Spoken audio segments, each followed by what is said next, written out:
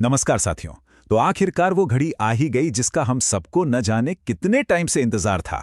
UPSSC ने agriculture technical assistant यानी AGTA की एक बम्पर भर्ती की घोषणा कर दी है।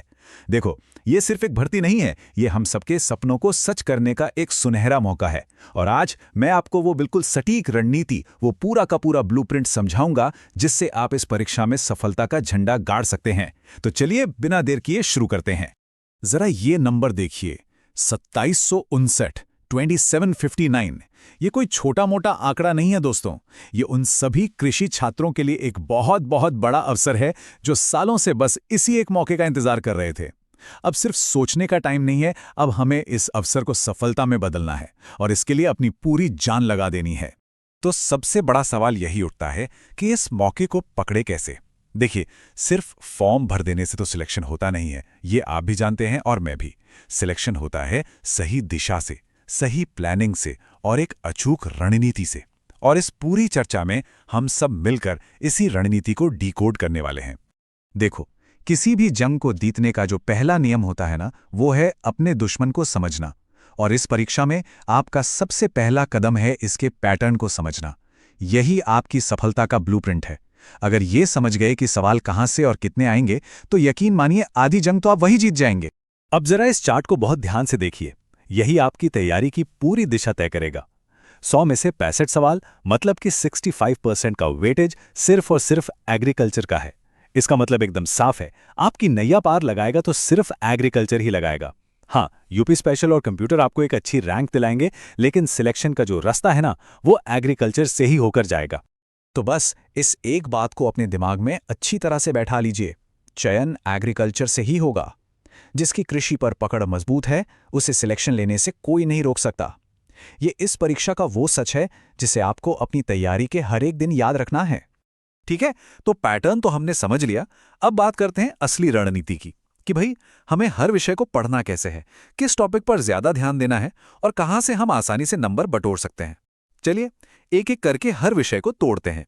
सबसे पहले हमारा ब्रह्मास्त्र एग्रीकल्चर।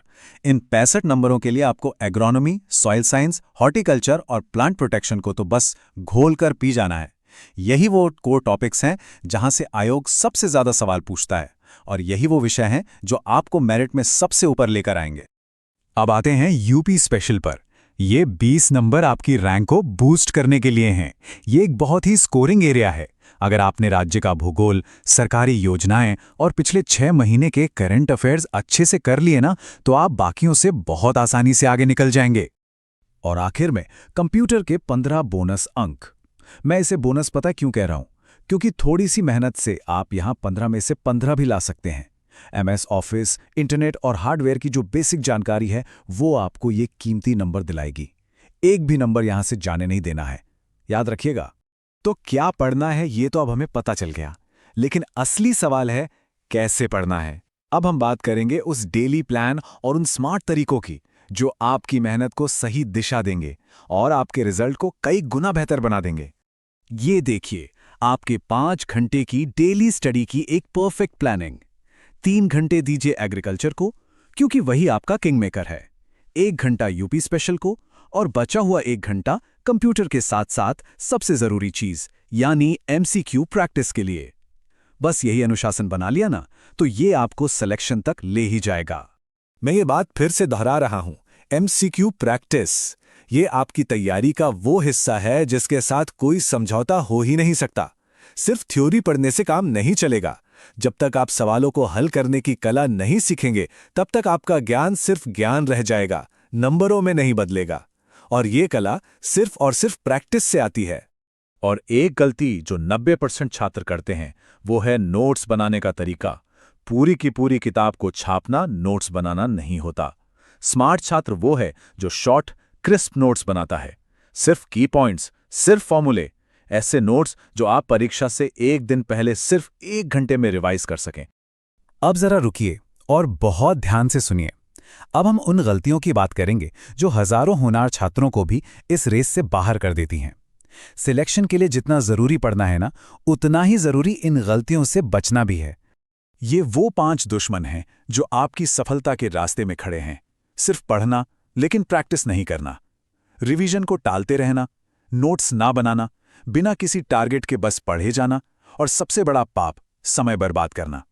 ईमानदारी से खुद से पूछिए, क्या आप इनमें से कोई गलती कर रहे हैं? अगर हां, तो उसे आज, अभी, इसी वक्त सुधार लीजिए। तो अब आते हैं इस पूरी चर्चा के सार पर। वो मूल मंत्र, वो आखिरी और अपराजय रणनीति जो आपकी सफलता को 100% पक्का कर देगी। देखिए, आपकी सफलता इन 4 पिलर्स पर टिकी है। पहला, कॉन्सेप्ट्स को जड़ से समझिए। दूसरा, उसके छोटे छोटे नोट्स बनाइए।